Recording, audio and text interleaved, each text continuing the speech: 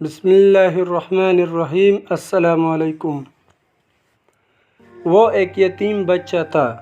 اس کے چاچا نے اس کی پرورش کی اور جب جوان ہوا تو چاچا نے اونٹ، بکریاں اور بہت سے غلام دے کر اس کی حیثیت مستحکم کر دی تھی۔ انہی دنوں مکہ میں نبی کریم صلی اللہ علیہ وآلہ وسلم کی دعوت حق کی کرنیں اس کے دل کی تاریکیوں میں جگہ پا چکی تھی، مگر چاچا کے ڈر سے وہ دین حق کو قبول کرنے سے ہچکچا رہا تھا۔ فتح مکہ کے بعد آخر ایک دن ہمت کر کے اس نے اپنے چچا سے کہا، آپ نے بچپن سے مجھے جس محبت سے پالا اس کا قرض میں مرتے دم تک نہیں اتار سکتا۔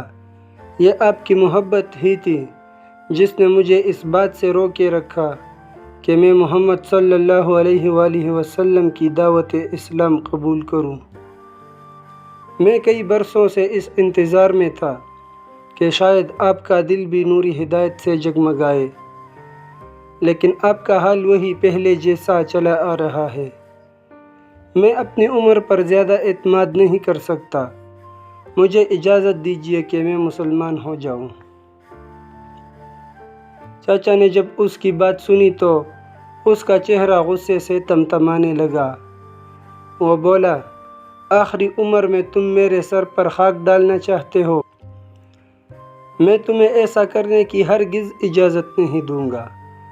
تمہیں محمد صلی اللہ علیہ وآلہ وسلم اور مجھ میں سے کسی ایک کو قبول کرنا پڑے گا، اور اگر تو محمد صلی اللہ علیہ وآلہ وسلم کا دین قبول کرنا چاہتا ہے تو میں سب کچھ تجھ سے چھین لوں گا، تیرے بدن پر چادر اور تہبند تک باقی نہیں رہنے دوں گا۔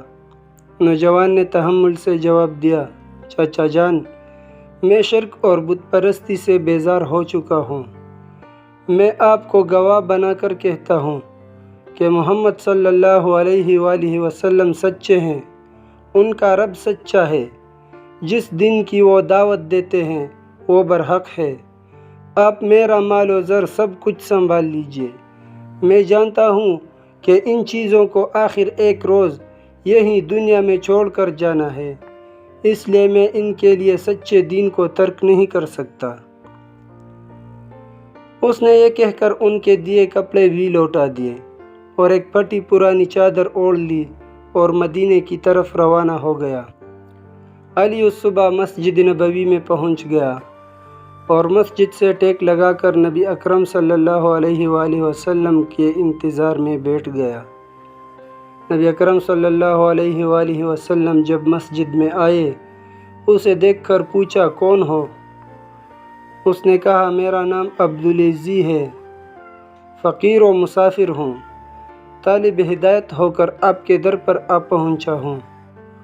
نبی اکرم صلی اللہ علیہ وآلہ وسلم نے فرمایا، آج سے تمہارا نام عبداللہ ہے، تم ہمارے قریب ٹھہرو اور مسجد میں ہی رہا کرو۔ یوں عبداللہ اصحاب صفہ میں شامل ہو گئے۔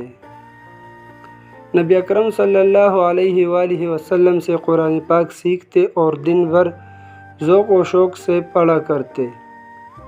ایک دفعہ حضرت عمر رضی اللہ تعالیٰ عنہ نے کہا کہ لوگ تو نفل نماز پڑھ رہے ہیں اور یہ اعرابی اس قدر بلند آواز سے ذکر کر رہا ہے کہ دوسروں کی قرأت میں مزاحمت ہوتی ہے۔ نبی اکرم صلی اللہ علیہ وآلہ وسلم نے فرمایا، عمر، اسے کچھ نہ کہو، یہ تو اللہ اور اس کے رسول کے لیے سب کچھ چھوڑ چھاڑ کر آیا ہے۔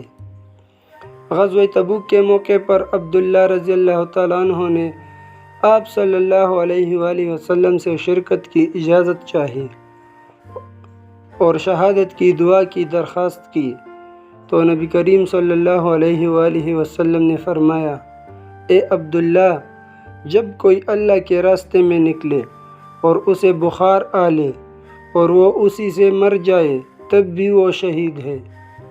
اللہ تعالیٰ کا کرنا ایسا ہوا کہ تبوک کے مقام پر انہیں بخار نے آ لیا اور وہ اس میں انتقال کر گئے۔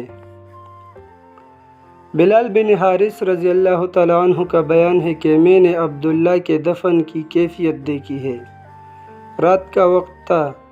پہلے وہ حضرت بلال رضی اللہ تعالیٰ عنہ کے ہاتھ میں اترے اور حضرت ابو بکر و عمر رضی اللہ تعالیٰ عنہما ان کی لاش لحد میں رکھ رہے تھے۔